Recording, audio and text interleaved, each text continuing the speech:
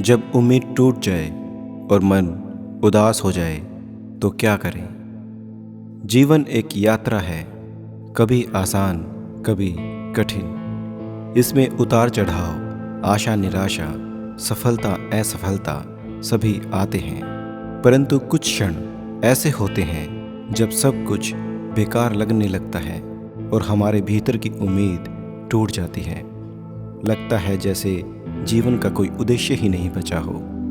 ऐसे समय में क्या करें, ये प्रश्न बहुत महत्वपूर्ण हो जाता है।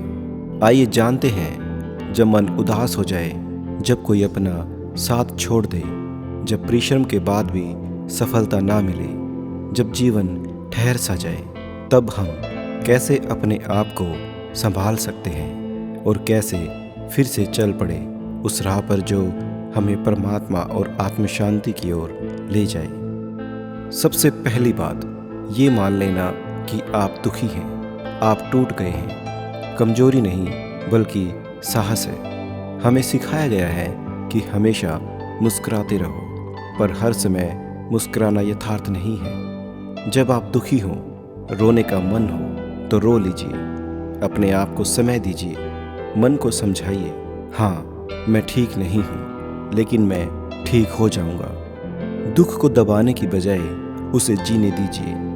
अपने भावनाओं को अभिव्यक्त करें। उदासी और निराशा को दबाने से वह और गहरी होती जाती है। अपने किसी करीबी से बात कीजिए, माता पिता, दोस्त, गुरु या कोई संत व्यक्ति। नहीं तो किसी डायरी में लिख लीजिए, चित्र बनाइए, संगीत सुनिए। ये भी बीत जाएगा। Everything is temporary. जैसे दिन के बाद रात और रात के बाद फिर से दिन आता है, वैसे ही जीवन में हर परिस्थिति अस्थायी है। कोई भी भाव स्थायी नहीं होता। जो आज गहरे अंधेरे में है वह कल प्रकाश में होगा। भगवत गीता में कहा गया है, जो व्यक्ति सुख और दुख को समान भाव से देखता है वही सच्चा ज्ञानी है। अकेले मत रहिए, किसी न किसी का साथ अवश्य होना चाहिए। उदासी हमें अकेलेपन की ओर खींचती है और अकेलापन हमें और अधिक उदास कर देता है। इस चक्कर को तोड़ दीजिए।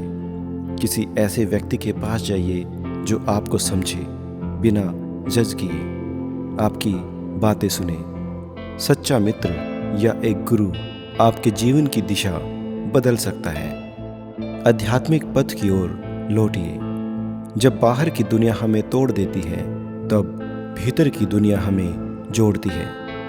भगवान के साथ एक रिश्ता बनाइए, चाहे वह ध्यान हो, प्रार्थना हो, जप हो, कीर्तन हो, कोई भी साधना अपना लीजिए। जब कोई नहीं सुनता तब भगवान सुनते हैं। कभी कभी सिर्फ हरे कृष्ण हरे राम का नाम भी मन को अद्भुत शांति देता है। आप सिर्फ करके तो देखिए। जीवन का उद्देश्य फिर से खोजिए। जब हमारी उम्मीदें टूटती हैं, तब ज़रूरत होती है जीवन के गहरे उद्देश्य को समझने की। क्या हम सिर्फ सफलता पाने के लिए जन्मे हैं? नहीं, हमारा उद्देश्य है आत्मा की शुद्धि, प्रेम की प्राप्ति और ईश्वर के साथ एकता। अपने आप से पूछिए कि मैं क्यों जी रहा हूँ। प्रेरणादायक व्यक्तियों की जीवनी पढ़िए। कई महापुरुषों और संतों ने असाधारण दुख सहकर भी आश्चर्यजनक रूप से जीवन जिया। संत एकनाथ को रास्ते में कितनी बार अपमान सहना पड़ा था। मीराबाई को भी विष का प्याला रोक नहीं पाया। जो बाइबल सब कुछ खोने के बाद भी ईश्वर से जुड़े रहे। जब हम दूसरों की कहानियां पढ़ते हैं तो हमारी कहानी को दिशा मिलती है। सेवा करें, सबसे बड़ा उपचार यही होता है। जब मन उदास हो तब किसी और की मदद कीजिए। किसी गरीब को खाना खिलाइए, किसी बीमार व्यक्ति से बात कीजिए, किसी बूढ़े की बात सुनिए। जब हम किसी का दर्द कम करते हैं तब हमारा दर्द भी कम हो जाता है। सेवा में ईश्वर का वास होता है। बहुत बार आपने सुना होगा नेचर थेरेपी, यानी कि प्रकृति की गोद में शांति, पक्षियों की चहचहाहट, हवा की सरसराहट, पेड़ों की हरियाली, ये सब हमें हमारी मूल अवस्था से जोड़ते हैं। प्रकृति में बैठिए, ध्यान कीजिए, सांसों को महसूस कीजिए। प्रकृति में बैठना ईश्वर की झलक देखना होता है। उम्मीद की लौ जलाइए, एक बार फिर उम्मीद की लौ जला दीजिए। सब कुछ खत्म नहीं हुआ।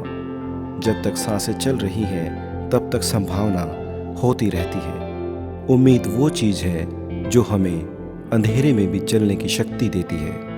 कोशिश कीजिए, हमेशा कोशिश करते रहिए, एक नई शुरुआत के लिए, फिर से प्रेम करने के लिए, फिर से हंसने के लिए, फिर से ईश्वर को महसूस करने के लिए। जब उम्मीद टूटे और मन उदास हो तब यह मत समझिए कि आप अकेले हैं। यह हर इंसान के जीवन का हिस्सा है। फर्क सिर्फ इतना है कि कुछ लोग उस अंधेरे को भी अपने विकास का साधन बना लेते हैं। अपने भीतर झांकिए, अपने मन को शांत कीजिए, भगवान को पुकारिए और एक बार फिर अपने जीवन को प्यार दीजिए, सम्मान दीजिए।